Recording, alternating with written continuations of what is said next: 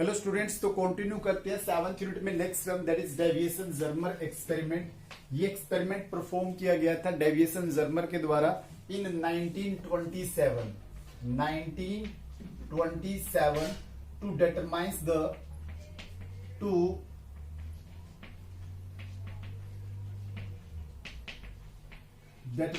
The wave nature of slow moving electrons. Slow moving electrons के wave nature को determine करने के लिए एक्सपेरिमेंट परफॉर्म किया गया था डेविएशन जर्मर के द्वारा। इन दिस एक्सपेरिमेंट इस एक्सपेरिमेंट में they observe the diffraction pattern of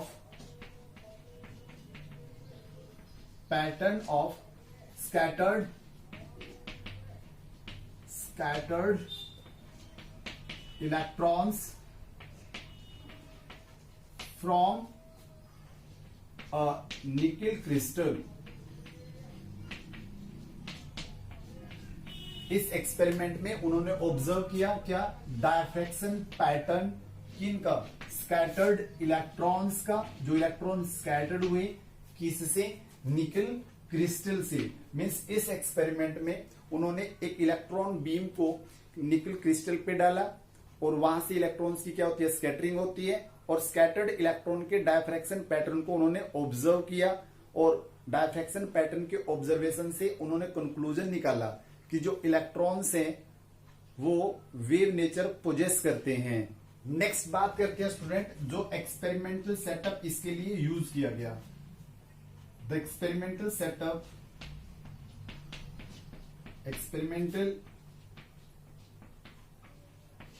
setup used for this experiment consist first one, a tungsten filament that is shown by F, coated with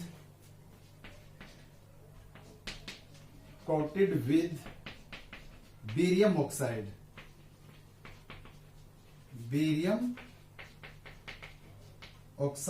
and connected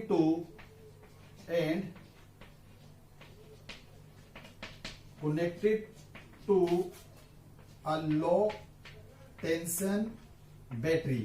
इस tungsten filament को लो tension battery से जोड़ा जाता है। जैसे ही लो tension battery की help से इस फिलामेंट में करंट पास आउट करवाते हैं तो बेरियम ऑक्साइड से थर्मोनिक एमिशन होता है इलेक्ट्रॉन्स का। किनका एमिशन होता है, इलेक्ट्रॉन्स का। और वो इलेक्ट्रॉन्स जो है प्रोजेक्ट किए जाएंगे निकल क्रिस्टल के ऊपर। सेकेंड, इसमें यूज किया जाता है a cathode cylinder. Cathode cylinder, तो जो टंगस्टन फिलामेंट से इलेक्ट्रॉन्स एमिट आउट हुए हैं उनको ये कैथोड सिलेंडर जो है कन्वर्ज करने में हेल्प करता है। Means cathode cylinder helps to converge the electrons beam. Then third one part जो इस एक्सपेरिमेंटल सेटअप में यूज किया गया, an anode cylinder.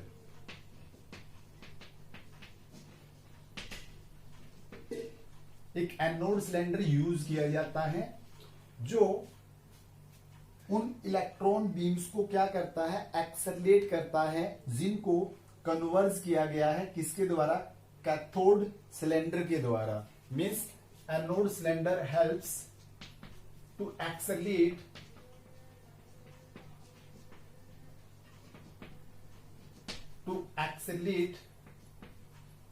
the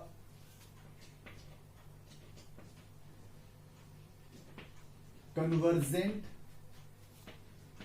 electrons beam and this cylinder and this cylinder are connected to high tension battery. जो cathode cylinder है और जो anode cylinder है उनको एक दूसरी बैटरी से जोड़ा जाता है जिसको हम हाई टेंशन बैटरी काउंट करते हैं। देन नेक्स्ट फोर्थ पार्ट, इसमें यूज किया जाता है अ निकिल क्रिस्टल। निकिल क्रिस्टल जिस पर प्रोजेक्ट किया जाता है एक्सेलरेटेड इलेक्ट्रॉन बीम को, over which the beam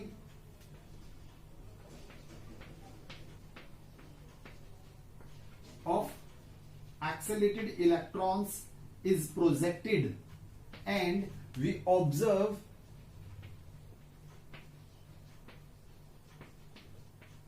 the diffraction pattern of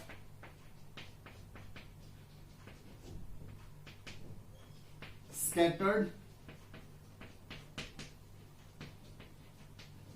electrons with the help of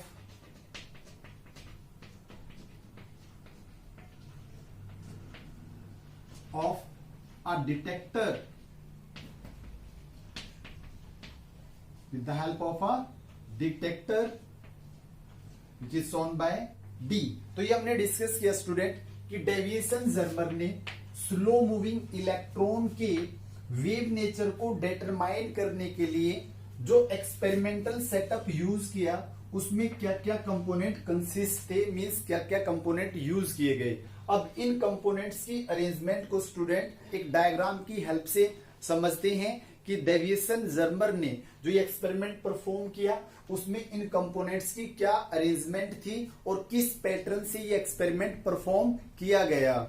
तो डिस्कस करते हैं स्टूडेंट एक्सपेरिमेंटल सेटअप डायग्राम जो डेविएशन जर्मर के द्वारा यूज किया गया स्लो मूविंग इलेक्ट्रॉन के वेव नेचर को डिटरमाइन करने के लिए। तो फर्स्टली इसमें हमने बात की थी एक फिलामेंट की, जो फिलामेंट टंगस्टन का बना होता है और इस पर कोटिंग होती है बेरियम ऑक्साइड की, and this filament is connected to the LTB. इस फिलामेंट को लो टेंशन बैटरी के साथ जोड़ा जाता है।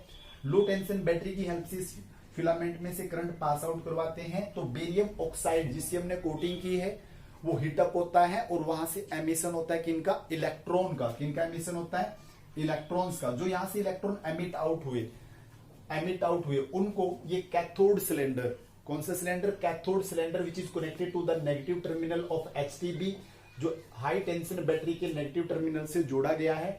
जो यहां से इलेक्ट्रॉन हुए उनको क्या करता है, कोलिमेट करता है, कन्वर्स करता है और एक बीम की फॉर्म में आगे पास आउट करता है। देन हमने यूज किया second cylinder, that is cylinder A, anode cylinder which is connected to the positive terminal of HTB, जो एचटीबी के पॉजिटिव टर्मिनल से जुड़ा है, जिसकी हेल्प से हम क्या करते हैं, जो इलेक्ट्रॉन बीम यहां से कन्वर्ज होकर आती है उसको एक्सेलरेट करते हैं। मींस एनोड सिलेंडर इन कन्वर्जिंग इलेक्ट्रॉन्स को क्या करता है, एक्सेलरेट करता है। और लास्टली ये convergent and accelerated electron beams जो है वो प्रोजेक्ट की जाती है किस पर, एक निकल क्रिस्टल पर। जैसे इलेक्ट्रॉन बीम जो है निकल क्रिस्टल पर स्ट्राइक करती है तो उनकी स्कैटरिंग होती है और उस स्कैटरिंग को ऑब्जर्व करने के लिए हम यूज करते हैं डिटेक्टर। ये डिटेक्टर जो है रोटेटर की फॉर्म है, इसके राउंड ट्रिप में यूज किया जाता है। ठीक है, अब जो ये डिटेक्टर है ये क्या डिटेक्ट करेगा, जो स्कैटर्ड इलेक्ट्रॉन्स है उनकी इंटेंसिटी क्या डिटेक्ट करेगा, स्कैटर्ड इलेक्ट्रॉन की इंटेंसिटी। अब यहां इस एक्सपेरिमेंट में स्टूडेंट जो एचटीबी है वो एक एक्सेलरेटिंग वोल्टेज है। इस वोल्टेज की वेरिएशन की गई 44 वोल्ट से 68 वोल्ट के विद इन। और अब इन स्कैटर्ड इलेक्ट्रॉन की इंटेंसिटी को डिटेक्टर की हेल्प से अलग अलग एक्सेलरेटिंग वोल्टेज पर नोट किया गया और एक ग्राफिकल वेरिएशन नोट की गई किसकी, इंटेंसिटी ऑफ स्कैटर्ड इलेक्ट्रॉन की with the angle of scattering that is phi. और ये नोट किया गया स्टूडेंट कि किस एक्सेलरेटिंग वोल्टेज पर जो इंटेंसिटी है स्कैटर्ड इलेक्ट्रॉन की जो डिटेक्टर के द्वारा ऑब्जर्व की गई उसकी वैल्यू मैक्सिमम मिलती है और उसके कोरस्पॉन्डिंग एंगल ऑफ स्कैटरिंग भी नोट किया गया।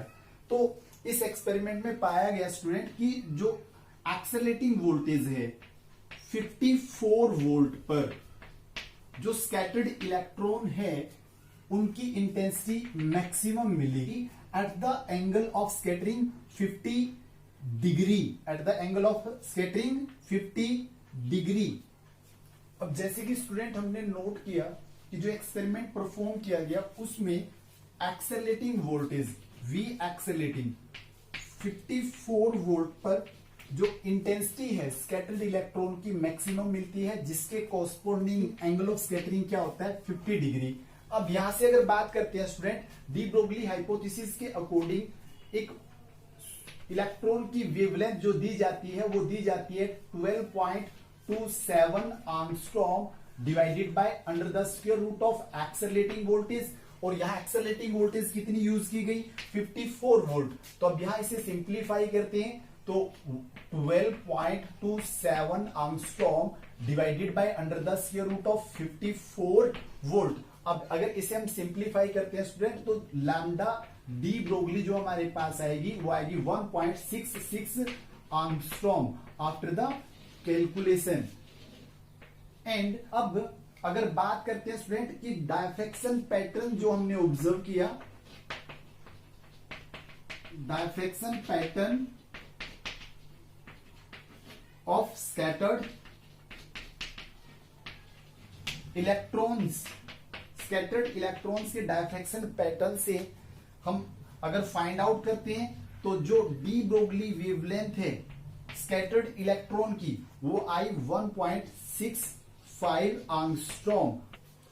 तो स्टूडेंट्स फाइनली जो वैल्यू इलेक्ट्रॉन के डायफ्रैक्शन पैटर्न की स्कैटरिंग से ऑब्जर्व की गई एक्सपेरिमेंटली, तो वो वैल्यू आती है 1.65 Armstrong.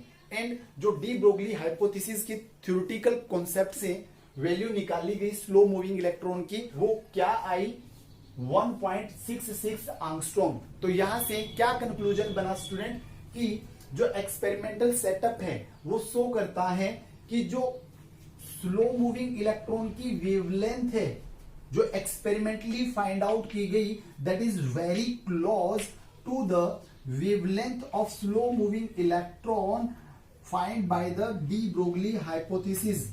Means this show that the wavelength of slow moving electrons determined by experiment is very close to their wavelength determined by the de Broglie hypothesis।